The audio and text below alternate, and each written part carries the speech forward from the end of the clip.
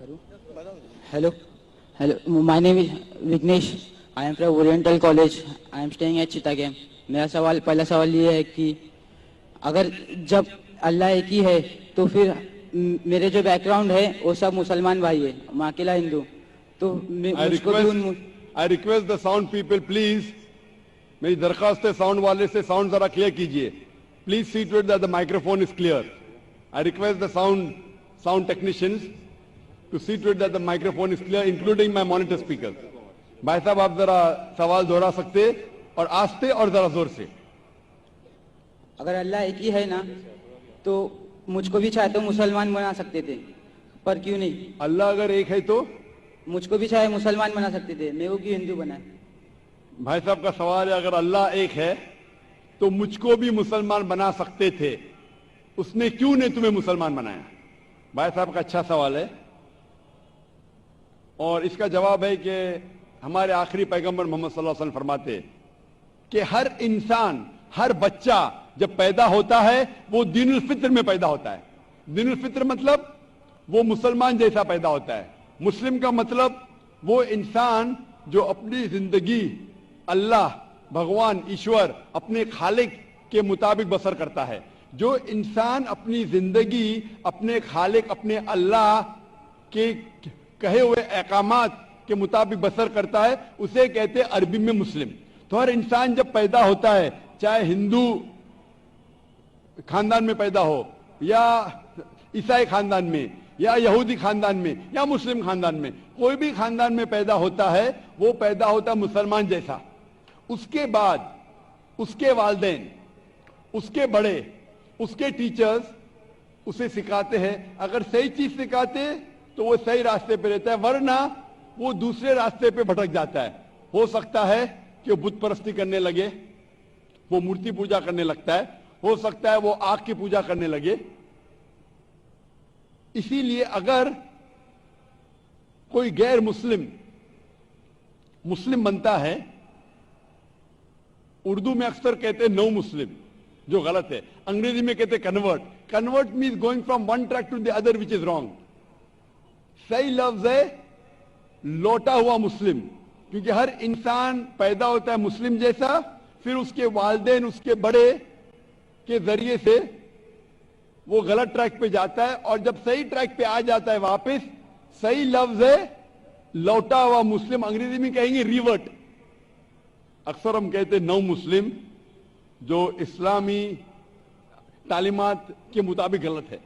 सही लफ्ज होना चाहिए लौटा हुआ मुस्लिम, रिवर्ट. और आपका सवाल था कि अल्लाह ने तुम्हें मुस्लिम क्यों नहीं बनाया? अल्लाह ने तुम्हें मुस्लिम ही बनाया. हो सकता है कि बचपन में आपके बड़े, आपके वालिदैन, आपके टीचर आपको सही रास्ता नहीं दिखा सके और आप गलत रास्ते पे गए, लेकिन इसके बावजूद आप अल्लाह को दोषी नहीं ठहरा सकते. आप ये पूछ सकते कि अल्लाह ने क्यों मुझे हिंदू खानदान में पैदा किया? अगर मुस्लिम खानदान में पैदा किया होता, हो सकता है कि मैं मुसलमान होता. अल्लाह ताला फरमाते हैं कुरान मजीद में, सूरह फुरकान में, सूरह नंबर 25, कि अल्लाह अगर चाहे तो सारे इंसानों को मुसलमान बना सकता है. लेकिन फिर टेस्ट क्या है? अगर टीचर चाहे तो सारे स्टूडेंट को पास कर सकता है, लेकिन टेस्ट क्या? टेस्ट वो होता है क्या टीचर सही तालीम देने के बाद इम्तिहान लेता है. जो आदमी सही जवाब देता है वो पास होता है, जो गलत देता है फेल होता है. तो अल्लाह ताला ने सारे इंसानों को अपना आखिरी पैगाम दे चुका है कुरान मजीद. उसके बाद अगर इंसान उस पर अमल करते तो पास होते, अमल नहीं करते तो फेल होते. और अगर आप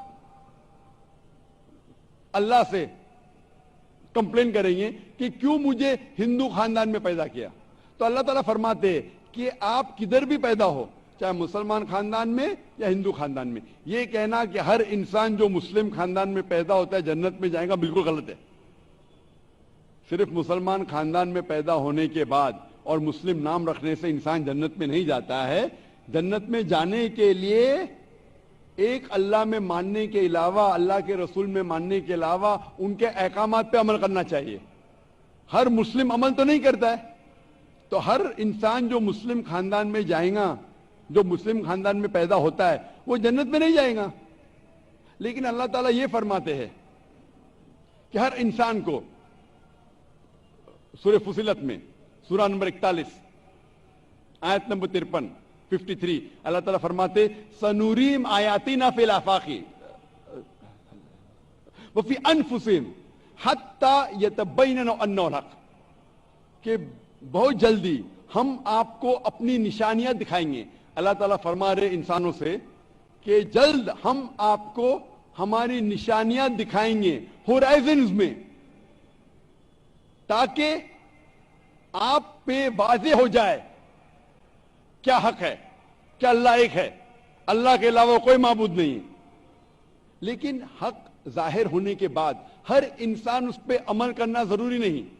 وہ سوچنے لگے، وہ انسان سوچ سکتا ہے کہ اگر میں اسلام قبول کروں تو ہو سکتا ہے کہ میرے دوست مجھے چھوڑ دیں گے، ہو سکتا ہے کہ میرے والدین مجھے جائیداد سے دخل کر دیں گے، ہو سکتا ہے کہ مجھے میرے تجارت میں نقصان ہو. تو یہ سب چیزیں انسان کو بہت بار بھٹکاتی ہے اور حق قبول کرنے سے روکتی ہے. لیکن آخرت کے دن کے اوپر آپ یہ اللہ سے کمپلین نہیں کر سکیں گے کہ مجھے کسی نے بھی اسلام کے بارے میں نہیں کہا. اسی لیے قرآن مجید میں لکھا گیا ہے سورہ انعام میں سورہ نمبر 6 آیت نمبر 158 کہ اس دن، آخرت کے دن، اگر آپ کہیں گے کہ میرے والدین بت پرست تھے، مورتی پوجا کرتے تھے، اسی لیے میں کر رہا ہوں، تو اللہ تعالیٰ فرمائے گا یہ بہانہ نہیں چلے گا، کیونکہ اللہ تعالیٰ خود ہر انسان کے دل میں واضح کر دیتا ہے حق کیا ہے، اور واضح کرنے کے بعد آپ کے پاس کوئی شکایت کا موقع نہیں رہے گا. اور آپ کو بھی، آپ آج اس مجلس میں آ چکے ہیں اور میں نے لاکھوں لوگ کے سامنے آپ کو واضح کیا ہے کہ خدا ایک ہے، اس کے علاوہ کوئی معبود نہیں، اور محمد صلی اللہ علیہ وسلم اس کے آخری پیغمبر ہے. اگر آج آپ اس بات کو نہیں مانیں گے تو کل آپ یہ کمپلین نہیں کر سکیں گے، آپ شکایت نہیں کر سکیں گے اللہ سے کہ مجھے پتا نہیں تھا. باقی لوگ کر سکیں گے کہ نہیں، وہ بعد میں دیکھا جائے گا. آپ تو اللہ تو واضح کر دیا کس کے ذریعے پتا نہیں، لیکن آج میرے ذریعے تو کر رہا ہے آپ کو، اور اتنے لاکھوں لوگ شہادہ دے رہے اور کروڑوں لوگ ٹیلی ویژن پہ دیکھ رہے آپ کو. تو ابھی آپ کے پاس کوئی بہانہ نہیں، کوئی شکایت نہیں یہ کہنے کے لیے کہ میں مسلمان خاندان میں پیدا نہیں ہوا، اس لیے میں نے اس دھرم کو ایکسپٹ نہیں کیا. میں آپ سے پوچھنا چاہتا ہوں بھائی صاحب، آپ مانتے ہیں کہ خدا ایک ہے؟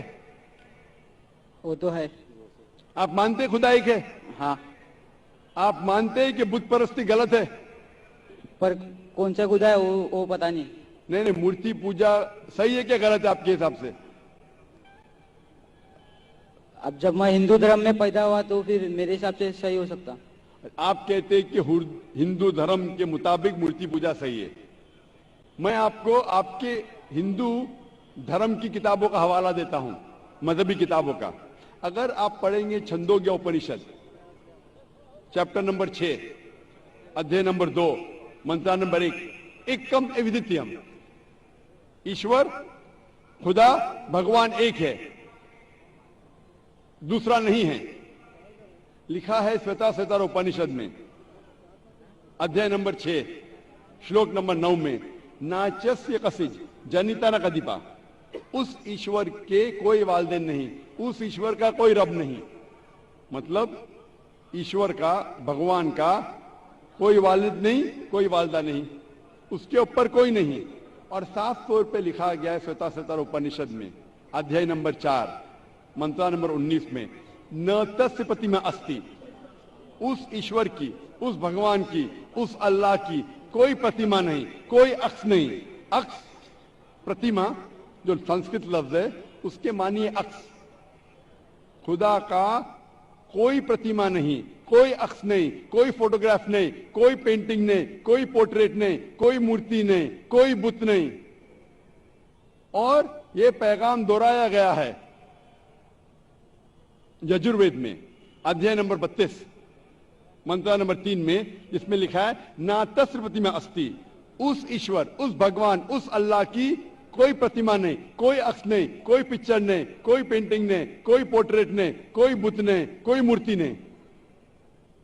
साफ तौर पे आपके मजहबी किताब में लिखा है कि मूर्ति पूजा गलत है, और हिंदुइज्म का ब्रह्मा सूत्र है, एकम ब्रह्म देवता नास्ते नैना नास्ते किंचन, भगवान एक ही है, दूसरा नहीं है, नहीं है, नहीं है, जरा भी नहीं है। अभी मैं आपसे पूछता हूं भाई साहब, जब आपके मजहबी किताब में साफ तौर से लिखा हुआ है कि मूर्ति पूजा गलत है, तो फिर भी आप मानते हैं कि मूर्ति पूजा सही है? नहीं, नहीं, आप मानते हैं कि मूर्ति पूजा सही है गलत है? फिर गलत है। आप मानते हैं कि खुदा एक है? हाँ। आप मानते हैं कि मूर्ति पूजा गलत है? हाँ। आप मानते हैं कि इस खुदा, इस ईश्वर, इस अल्लाह के आखिरी पैगंबर मोहम्मद सल्लल्लाहु अलैहि वसल्लम है? सर बट और एक क्वेश्चन है। सॉरी, बट एक क्वेश्चन है, मैं एक पूछता सवाल है हूं। सर। आपका एक सवाल है? हाँ। ठीक है, पूछ सकते हैं आप। अगर मैं मुसलमान बन गया और ऐसा ही तो इंसान को भूत ही भड़काता ना। जिस अगर हाँ, आप मुसलमान तो बन गए तो इंसान को तो भूत ही भड़काता ना। आपकी आवाज जरा साफ नहीं आ रही। शैतान ही भड़काता ना इंसान को। आप अगर मुसलमान बन गए तो वो नहीं, इंसान को तो शैतान ही भड़काता ना। इंसान को शैतान भड़काता है। हाँ, तो अगर मैं मुसलमान बन गया और गलत काम किया तो मेरे वास्ते मुसलमान का नाम खराब हुआ, तो अल्लाह क्या मुझको माफ करेंगे? भाई साहब का सवाल जो समझ में आ रहा है मुझे, मैं दरखास्त करूंगा ऑडियो टेक्नीशियन से, अगर मैं मॉनिटर स्पीकर को साफ कर सके। थोड़ा प्रॉब्लम भी रहेगा। ऑडियंस को साफ सुनने में आ रहा है, मुझे सुनने में नहीं आ रहा है क्योंकि मेन स्पीकर आपके तरफ है। तो मैं रिक्वेस्ट करूंगा ऑडियो टेक्नीशियन से कि अगर जो मॉनिटर स्पीकर है उसे साफ करे। भाई साहब का सवाल है, क्या इंसान को अक्सर शैतान भड़काता है? अगर मैं मुसलमान बन गया और शैतान मुझे भड़काया और मैं गलत काम किया, तो क्या अल्लाह ताला मुझे माफ करेगा? भाई साहब का अच्छा सवाल है कि अगर वो इस्लाम कबूल किया और शैतान ने भड़काया, उसने गलत काम किया, तो क्या अल्लाह माफ करेगा? दो चीजें हैं। एक इंसान है जो इस्लाम कबूल ही नहीं करता है। जो इंसान इस्लाम कबूल ही नहीं करता है, नहीं मानता है कि खुदा एक है, बुत परस्ती करता है, अल्लाह के आखिरी पैगंबर मोहम्मद सल्लल्लाहु अलैहि वसल्लम नहीं मानता है, उसके लिए 100% वो जन्नत में नहीं जा सकता है। 100%, क्योंकि वो ईश्वर के अलावा दूसरे किसकी इबादत करता है। दूसरी तरफ एक इंसान है जो मानता है कि एक अल्लाह है, मानता है कि मूर्ति पूजा गलत है, मानता है कि मोहम्मद सल्लल्लाहु अलैहि वसल्लम आखिरी पैगंबर है, और गलत काम करता है। हो सकता है कि झूठ बोलता है, हो सकता है कि वो चोरी करा, हो सकता है वो शराब पी रहा है, ये गलत है, हराम है। लेकिन फिर भी अगर वो बुत परस्ती नहीं करता है, अल्लाह ताला फरमाते सूरह निसा में सूरह नंबर 4 आयत नंबर 48 में, और सूरह निसा सूरह नंबर 4 आयत नंबर 116 में कि अल्लाह अगर चाहे तो आपके कोई भी गुनाह को माफ कर सकता है, लेकिन शिर्क को कभी नहीं माफ करेंगे। तो शिर्क के अलावा, बुत परस्ती के अलावा, मूर्ति पूजा के अलावा अगर आप दूसरे गुनाह करेंगे तो अल्लाह ताला माफ कर सकता है। आपके फिर भी चांसेस है कि आप जन्नत में जा सकते हैं। लेकिन अगर बुत परस्ती करते हुए आप मरेंगे तो आपको जन्नत में जाने के कोई भी चांस नहीं है।